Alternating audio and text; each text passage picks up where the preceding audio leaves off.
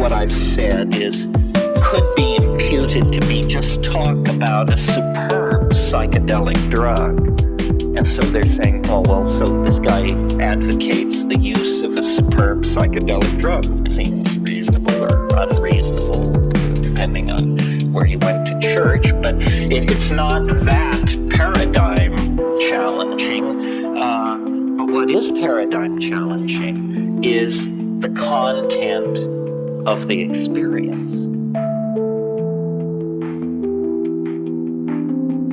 Psilocin and DMT are not the same thing, and they don't actually degrade into the same thing. So they are sort of like parallel pathways in the brain. DMT is by far the most dramatic of all of these hallucinogens.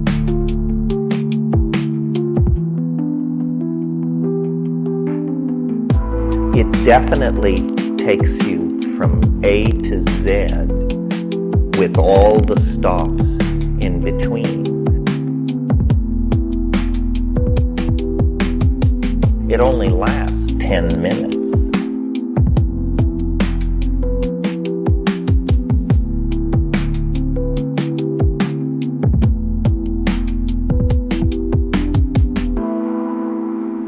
Well, so our critics can surely invest 10 minutes. I mean, it's not addictive, so what argument can there be against it? If you're going to take up the cudgels of drug oppression and lead a lifelong crusade against the evils of hallucinogenesis, surely you will not sully yourself too dramatically if you just invest 10 miserable minutes to try and understand the phenomenon from the inside.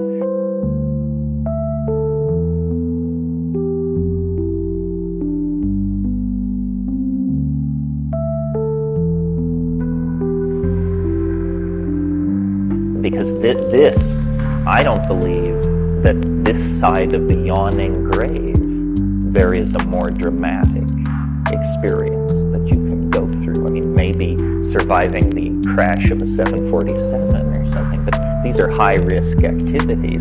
Smoking DMT is not a high-risk activity.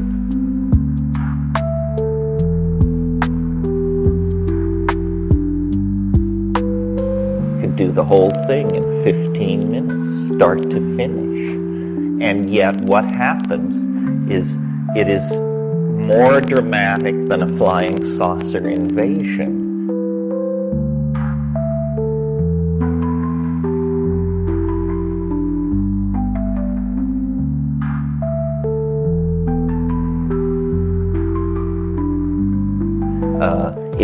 It takes you into a direct three-dimensional confrontation with an alien intelligence of some sort. And it raises questions about the after-death state, whether or not consciousness can exist without a body.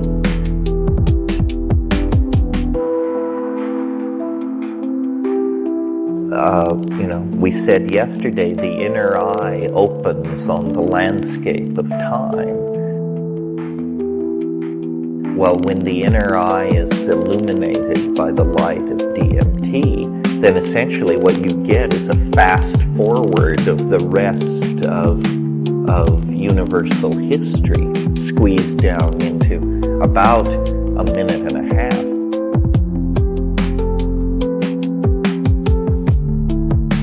Well, when you smoke DMT and you get a good hit, I mean, the really important part is it has a duration on the order of 100 seconds or something. Bring it on, Sam. And the longest 100 seconds you will ever know.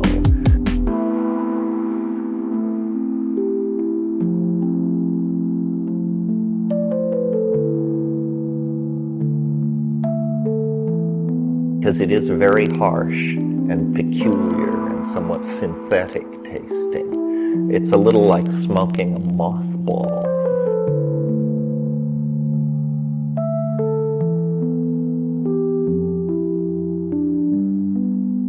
But what happens to me is I am propelled through a series of tunnels, fluxing tubes-like things that are very brightly colored, and there's a kind of a sense of tumbling that is an initial discontinuity once I get beyond this swirling mandalic form that seems very typical, that people call the chrysanthemum.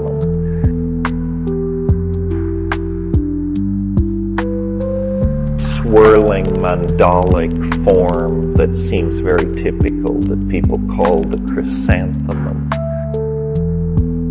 And then I burst into a space where there is immediately a roar of welcome.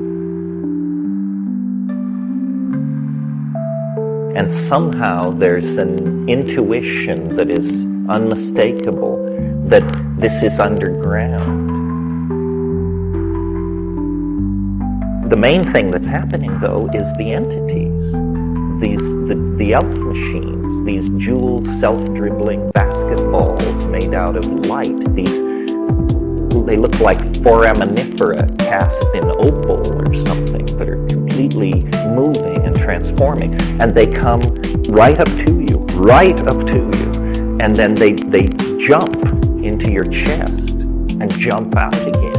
And there is this crazy emotion running around it. And they're saying, we love you. We love you, buddy boy. And we're so glad to see you. And it's horrifying.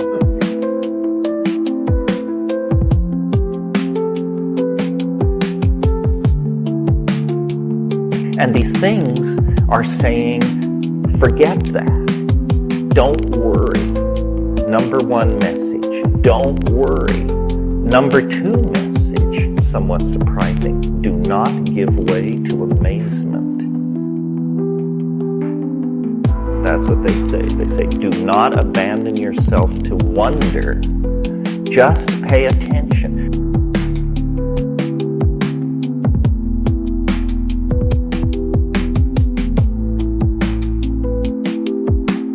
And meanwhile, these things are doing what they do. And what they do is they make objects out of language.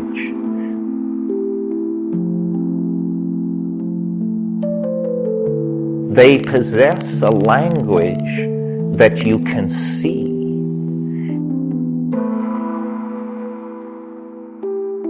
And they make things with it. They're singing, they're punning. They're punning is what they're doing. They're able to make things which are both words and objects simultaneously.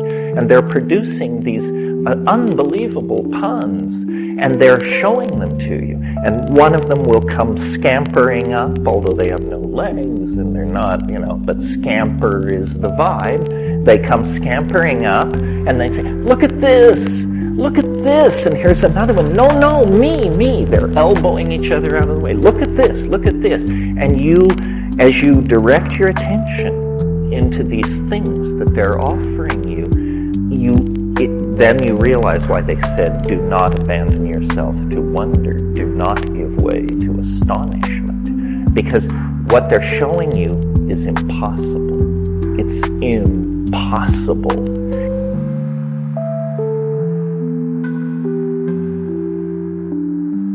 Impossible. And as you look, you say, matter can't do that. Light can't do that. Because these things are morphing, transforming. These cross between Fabergé eggs and radiolaria and opalescent foraminifera and these complex mathematical geometric things, saying, look at this. And then when they release these things, the things themselves are generating language, squealing and chirping and punning and humming and generating other objects. And this stuff is just accumulating. And they are very intent, and they say, do what we are doing. Do what we are doing. Pay attention and do it.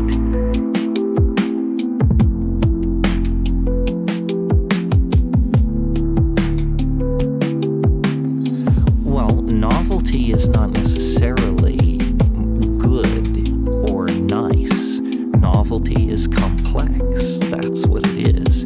And so I see really a concatenation of tendencies and forces here at the end. It's only going to get weirder. The level of contradiction is going to rise excruciatingly, even beyond the excruciating present levels of contradiction. I think it's just going to get weirder and weirder and weirder, and finally it's going to be so weird that people are going to have to talk about how weird it is. And at that point, novelty theory can come out of the woods, because eventually people are going to say, what the hell is going on? It's just too nuts. It's not enough to say it's nuts. You have to explain why it's so nuts.